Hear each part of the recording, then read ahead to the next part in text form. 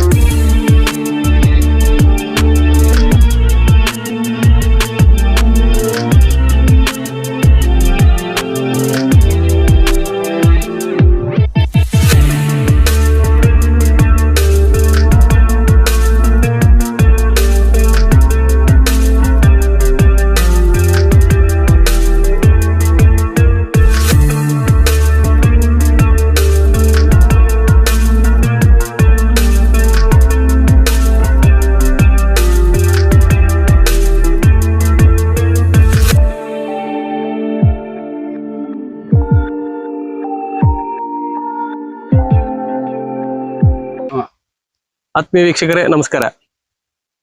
ಬಾರ್ಕೂರಿನ ಶೆಡಿಗುಡ್ಡೆ ಶ್ರೀ ಮೈಸಂತಾಯ ದೇವಸ್ಥಾನದ ವಾರ್ಷಿಕೋತ್ಸವ ಮತ್ತು ಗೆಂಡ ಸೇವೆ, ಅದೇ ರೀತಿ ಶೆಡಿ ಹಬ್ಬ ಜರುಗಲಿಕ್ಕಿದೆ. ಅದು ಯಾವತ್ತು ಎನ್ನುವುದನ್ನ ದೇವಸ್ಥಾನದ ಪ್ರಮುಖರಿದ್ದಾರೆ, ರತ್ನಾಕರ್ ಶೆಟ್ಟಿ ಇದ್ದಾರೆ, ಅವರೊಂದಿಗೆ ಮಾತುಕತೆ ನೋಡೋಣ. ಸರ್ ನಮಸ್ಕಾರ. ನಮಸ್ತೆ. ನಮಸ್ತೆ. ನಮಸ್ಕಾರ ಸರ್. ಇದು ಪ್ರತಿ ವರ್ಷ ಮಾರ್ಚ್ ಉಂಟಲ್ಲ, ಮಾರ್ಚ್ 14-15 ಈ ಸಂಕ್ರಾಂತಿ ಸಮಯಕ್ಕೆ ಬರುತ್ತೆ. ಬಟ್ ಅದೇ ದಿವಸ ಬೇರೆ ಏನಂದ್ರೆ ಈ ನಂದಿಕೇಶ್ವರ ದೇವಸ್ಥಾನ ಮೆಕ್ಕೆಕೆಟ್ಟೆ ಆ ದಿವಸ ಒಂದು ಗೆಂಡ ಸೇವೆ ನಡೀತಲ್ಲಿ. ಬಟ್ ಇಲ್ಲಿ ನಮ್ ಪ್ರತಿ ಸಂಕ್ರಾಂತಿ ಟೈಮ್ ಬರುದು ಅಂದ್ರೆ 14-15 ಸಾಧಾರಣ ಮಟ್ಟಿಗೆ ಅಂದಾಜು ಒಂದಿನ ಹೆಚ್ಚು ಕಡಿಮೆ ಇರುತ್ತೆ. ಇಲ್ಲಿ ಗೆಂಡ ಉತ್ಸವದಲ್ಲಿ ಏನಂದ್ರೆ ತಮ್ಮ ಹರಕೆಗಳನ್ನ ಹೊತ್ಕೊಂಡು ಈಗ ಪ್ರತಿ ವರ್ಷ ಈ ಗಂಡ ತೊಳೆಯುವ ಸಂಖ್ಯೆ ಜಾಸ್ತಿ ಆಗ್ತೈತೆ. ಯಾಕಂದ್ರೆ ಗಂಡ ಭಕ್ತಾದಿಗಳು, ಪರ ಊರಿನ ಭಕ್ತಾದಿ ಮತ್ತೆ ಇಲ್ಲಿನ ಸ್ಥಳೀಯ ಭಕ್ತಾದಿಗಳು, ಈ ಒಂದು ಭಕ್ತಾದಿಗಳ ಸಂಖ್ಯೆ ಜಾಸ್ತಿ ಆಗಿ ಬರ್ತಾ ಇದೆ. ಹಾಗೆ ಮಾರನೇ ದಿವಸ ಶೆಡಿ ಉತ್ಸವ ಅಂದ್ರೆ ಸಾಯಂಕಾಲ 4 ಗಂಟೆ ಸರಿ ನಡೀಲಿಕ್ಕಿದೆ. ಹಾಗೆ ಸಾಂಸ್ಕೃತಿಕ ಕಾರ್ಯಕ್ರಮ ನಡೀತು. ನಮ್ಮ ನಾಳೆ ಸಂಜೆ ಸಾಯಂಕಾಲ ಒಂದು 5:30 ಗಂಟೆಯಿಂದ 6, 7, 8 ಗಂಟೆವರೆಗೆ ಸಾಂಸ್ಕೃತಿಕ ಕಾರ್ಯಕ್ರಮ ನಡೀತೆ. ಹಾಗೆ ಮತ್ತೆ ಗೆಂಡ ಸೇವೆ ಸ್ಟಾರ್ಟ್ ಆಗುತ್ತೆ. ಅನ್ನ ಸಂತರ್ಪಣೆ ಕಾರ್ಯಕ್ರಮ ಇರುತ್ತೆ ರಾತ್ರಿ. ಹಾಗೆ ಎಲ್ಲ ಕಾರ್ಯಕ್ರಮಕ್ಕೆ ಹೆಚ್ಚಿನ ಭಕ್ತಾದಿಗಳು ಪ್ರತಿ ವರ್ಷ ಜಾಸ್ತಿ ಆಗ್ತಾ ಇದ್ದಾರೆ. ಹಾಗೆ ಎಷ್ಟೋ ಜನ ನಂಬ್ಕೊಂಡು ಈ ಒಂದು ಪರ ಊರಿನವರು ಇದ್ದಾರೆ, ಹಾಗೆ ಸ್ಥಳೀಯರಿದ್ದಾರೆ, ಈಗ ನಂಬ್ಕೊಂಡು ಬರ್ತಾರೆ. ಪ್ರತಿ ವರ್ಷ ದೂರ ಊರಿನವರೆಲ್ಲ ಬರ್ತಾ ಇದ್ದಾರೆ. ಅಂದ್ರೆ ಈ ಶೆಡಿ ಆಡುದು ಅಂದ್ರೆ ಏನ್ ಸರ್? ಅದು ಯಾವ ತರ ಈ ಶೆಡಿ ಆಡುದು ಅಂತ ಹೇಳಿದ್ರೆ, ಕೆಲವು ಏನಂದ್ರೆ ಮಕ್ಕಳಿಗೆ ಒಂದು ವಿದ್ಯೆ ಒಂದು ತಲೆ ಹೊತ್ತಿಲ್ಲ ಅಂತ ಹೇಳಿದ್ರೆ ಅವ್ರು ಹರಕೆ ಹೊತ್ಕೊಳ್ತಾರೆ. ಮತ್ತೆ ಇನ್ನು ಕೆಲವರು ಏನಂತ ಹೇಳಿದ್ರೆ, ಈಗ ಬೇರೆ ಮಕ್ಕಳಿಗೆ ಏನಾದ್ರೂ ಒಂದು ಸಣ್ಣ ಪುಟ್ಟ ಸಮಸ್ಯೆಗಳಿದ್ದಾವಾಗ ನಾನು ಇಂತ ಒಂದು ಶೆಡಿ ಆಡ್ತೀನಿ ಅನ್ನುವಂತ ಒಂದು ಹರಕೆ ಹೊತ್ಕೊಂಡು ಈ ಶೆಡಿ ಆಟವನ್ನು ಅವರು ಇದು ಮಾಡ್ತಾರೆ. ಹರಕೆ ಹೊತ್ಕೊಂಡು ಈ ಒಂದು ಕಾರ್ಯಕ್ರಮ ನೆರವೇರಿಸ್ತಾರೆ. ಹಾಗೆ ಪ್ರತಿ ವರ್ಷ ತಗೊಂಡು ಬರ್ಬೇಕು ಅವರು. ಈಗ ಶೆಡಿ ಆಡ್ಲಿಕ್ಕೆ ಏನಂತ ಹೇಳಿದ್ರೆ, ಅವ್ರು ಒಂದು ದಿನ ಯಾವುದೇ ಒಂದು ಶುಭ್ರವಾಗಿರ್ಬೇಕಾಗತ್ತೆ ಅಂದ್ರೆ ಒಂದು ಯಾವ್ದೇ ನಾನ್ ವೆಜ್ ತಿನ್ಬಾರ್ದು. ಆ ದಿವಸ ಒಂದು ಹೊಸ ಬನಿಯನ್ ಹಾಕ್ಬೇಕು, ಮತ್ತೆ ಬಾಳೆಕೊನೆ ಬೇಕಾಗತ್ತೆ. ಹಾಗೆ ಮತ್ತೆ ಆಚಾರ್ಯರಿಗೆ ಒಂದು ಮರ್ಯಾದೆ ಅಂತ ಇರುತ್ತೆ. ಒಂದು kg ಅಕ್ಕಿ ಮತ್ತೆ ಒಂದು ಕಾಯಿ, ಹಾಗೆ ದೇವಸ್ಥಾನಕ್ಕೆ ಹೂವಿನ ಕೊನೆ ಮತ್ತೆ ಅಡಿಕೆ, ಹೂವಿನ ಕೊನೆ ಮತ್ತೆ ತೆಂಗಿನಕಾಯಿ ಈ ಒಂದು ಸಮರ್ಪಣೆ ಮಾಡ್ಬೇಕಾಗತ್ತೆ.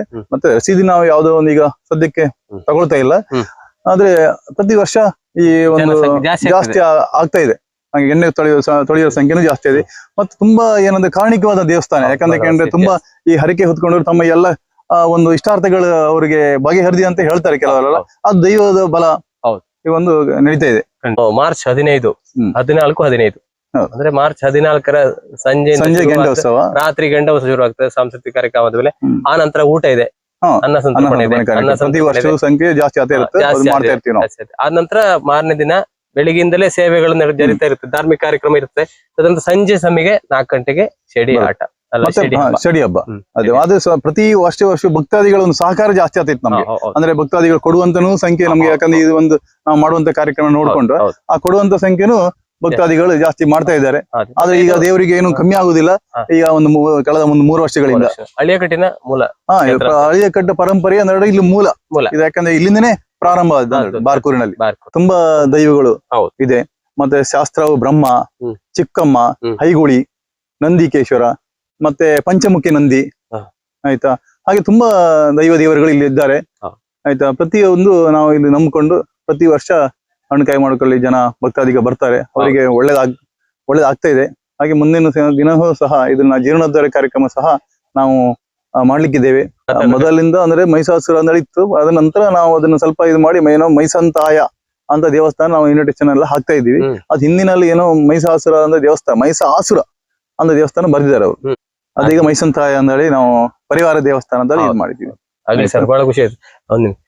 ಆತ್ಮೀಯ ವೀಕ್ಷಕರೇ, ಇದು ನಮ್ಮ ಬಾರ್ಕೂರಿನ ಮಹಿಷಾಸುರ ದೇವಸ್ಥಾನ, ಮೈಸಂತಾಯ ದೇವಸ್ಥಾನದ ವಾರ್ಷಿಕೋತ್ಸವ, ಗಂಡ ಸೇವೆ, ಅದೇ ರೀತಿ ಶೆಡಿ ಉತ್ಸವದ ಬಗ್ಗೆ ದೇವಾಲಯದ ಪ್ರಮುಖರು ರತ್ನಾಕರ್ ಶೆಟ್ಟರು ಅದ್ರ ಬಗ್ಗೆ ತಿಳಿಸಿದ್ದಾರೆ.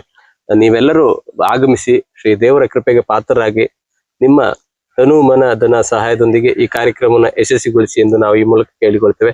ಎಲ್ಲರೂ ತಪ್ಪದೆ ಆಗಮಿಸಿ.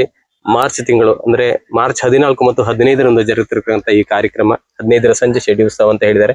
ಹಾಗೆ ಗಂಡ ಸೇವೆ ಮಾರ್ಚ್ 14ರ ರಾತ್ರಿ ಮತ್ತು ಧಾರ್ಮಿಕ ಪ್ರವಚನ ಇರುತ್ತೆ. ಪ್ರೇಮಾನಂದ ಶೆಟ್ಟಿ ಅವರಿಂದ ಧಾರ್ಮಿಕ ಪ್ರವಚನ ಇದೆ. ತಮ್ಮ ಮಕ್ಕಳನ್ನ ಅವ್ರನ್ನ ಎಲ್ಲ ಕರ್ಕೊಂಡು ಬಂದು ಈ ಒಂದು ಕಾರ್ಯಕ್ರಮ ಕೂತ್ಕೋಬೇಕು. ಎಲ್ಲ ಬನ್ನಿ, ಕೂತ್ಕೊಳ್ಳಿ, ಭಾಗವಹಿಸಿ. ಎಲ್ಲರಿಗೂ ಪ್ರೀತಿಯ ಸ್ವಾಗತವನ್ನ ಇವರೇ ಕೊಡ್ತಾರೆ. ಸ್ವಾಗತ ಹೇಳಿಬಿಡಿ ಸರ್. ಈಗೆಲ್ಲ ನಾವು ಭಕ್ತಾದಿಗಳು ಆತ್ಮೀಯವಾಗಿ ನಾವು ಈಗ ಸ್ವಾಗತ ಬಯಸ್ತೇನೆ ಅವರಿಗೆ.